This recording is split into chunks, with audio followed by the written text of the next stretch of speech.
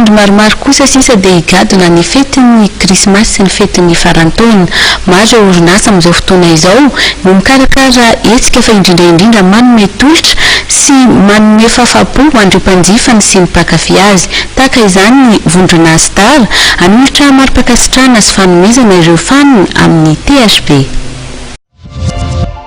Efa mahatratratra amin'ny roa alina sy iray hetsy amin'izao fotoana izao ny isan'ireo mpanaraka ny takelaka Facebook THB Madagasikara officiel.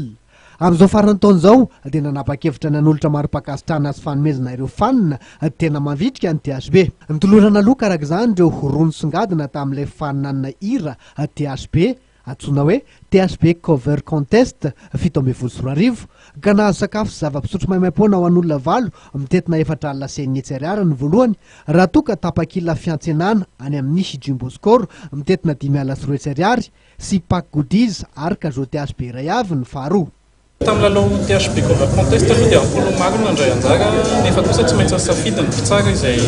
nisy tao amin'ny coordination communication sy avy ato amin'ny brand marketing groupe star izany hoe tompona andraikitra mivatana amin'ny THB sy ny fikarakarana THB, ny fahaiza miangaly sy ny fanehoana ilay fitiavana ilay mozika ny THB no tena nijerena tamin'izay